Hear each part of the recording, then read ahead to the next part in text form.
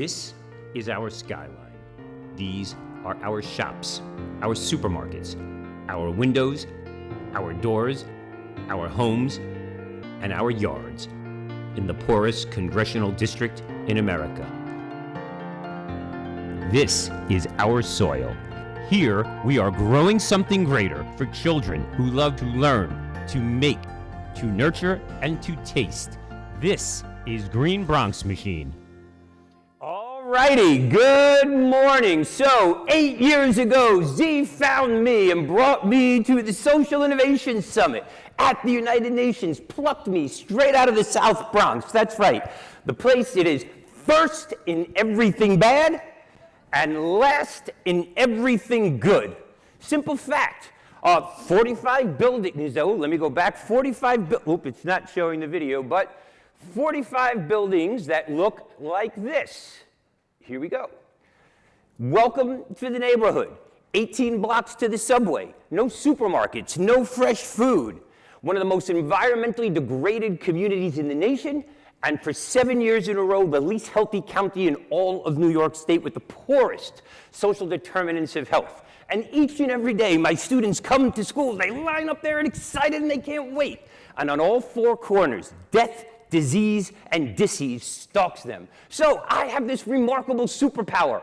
I grow food with kids in school. That's right, it's awesome sauce. In a community that has no access to fresh food, I grow it each and every day, 365 days a year in school. It is school. Growing fresh food is what we do. We grow it, we sell it, we cook it, we pickle it, we do everything. At the heart of our work is a curriculum that is all subjects aligned to all content areas. It is aligned to every single performance indicator and standardized school measurement system in the country and around the world. And along the way, we've moved attendance from 40% to 93% daily. Everyone benefits when my kids come to school. We've had 100% graduation rates and year after year of a 45% increase on standardized tests, including English language learners and special needs children. To think that a school from the poorest congressional district in America can make the cover for Time magazine for kids, and that a school that was once failing and slated to be closed can be proficient and well-developed in all areas is proof of what we can do. In our own backyards, we've taken our community and gone from this to this, from this to this, from this to this, from this to this, and from this to this.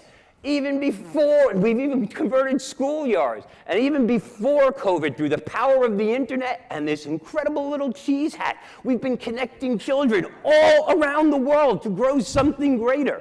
In Chicago public schools, in partnership with the Blackhawks, 60 schools, 94% of all students want to repeat the program in addition to academic outcomes like this. 60 schools, 100% of the teachers want to repeat the program and recommend it to a colleague, in addition to results like this. So I'll keep growing food. Even during the pandemic, in partnership with Quest Diagnostics, we were able to touch 15,000 students across 3 diverse communities across the United States. My own story is from impossible to I'm possible, because 10 years ago, this guy was me, eating myself to death with what was available in my community. I went on to become a champion of change at the White House, bringing my students with me, not once, not twice, but 3 times to the White House, and literally putting a farm right there, even getting to meet my most inspirational person, next to my wife and daughter, of course. Along the way, we've won an Emmy Award, the first in New York City history. We've been named the top 10 health and wellness program in the nation by the Harkin Institute, and gone on to be named the top 100 educational program in the world 3 years in a row by 100. I like to say our story is from hope to the Pope. And yes, I was invited to the Vatican to meet him too, but I did not wear the cheese hat. More importantly, 4 years ago, we debuted the first wheelchair-accessible commercial farm and kitchen for children in America. Our workforce development program has taken empty big box businesses and converted them into living wage factories that become $1 million hyper-local food systems using 90% less water, 90% less space, creating gourmet food and state-of-the-art real wage opportunities for children and communities. Even in Appalachia, which has the lowest graduation rates in the nation and the highest opioid addiction in the nation, and no fresh food. We decided we were going to build the first commercial farm run by foster care children in America. It took us 3 years, we got it open, and no sooner that we opened, this is what we found. Oop, the video is not playing, but that's okay. We found that, guess what? We learned that children who come through the foster care system within 6 months of aging out of the system, more than 50% are dead, in jail, addicted, or homeless. And we learned that these children love growing food so much, so we decided to keep them there and crowdsourced and built them 10 tiny homes so that these young people could have the first home to call their own in their life. That is the power of public-private partnership. I like to say 2,200 jobs later, our students, our community are filled with dreamers, believers, and achievers from disruption to delivery. And it starts with agency, evidence, engagement, achievement, and leadership. That's what we do. And then COVID happened. And I want to take a minute to acknowledge it, to put some numbers. In my own immediate family, we buried 28 family members, friends, and colleagues at my school. The South Bronx, where you are twice as likely to die where I live than anywhere else in the nation. And it was chaos, and I'm so thrilled. Yeah, I was laughing when Mel came out in his pajamas. I didn't know what people looked like from the neck down. But our community was in crisis. The parks closed, no garbage. Most importantly, no food. And instantly, leveraging small monthly donations, Green Bronx Machine turned our school basement into a supermarket and started distributing food across the community daily, because this is what community looks like. We literally created pop-up stands, turned our schoolyard into a supermarket because we suffer from the digital divide, and had to bring children in and literally send children home once a week with everything they needed to live, learn, and thrive, not just survive through the pandemic. We even created a wheelchair delivery service. As it moved into spring, the children and I grew thousands of seedlings and literally started planting farms all across New York City, getting children who were cooped up in those buildings out into fresh air, building community, growing something greater. And literally, to think that this is what we grew. Beautiful children, lots of food, happy people. To deal with the digital divide, we put solar panels in our garden so people could connect to the internet.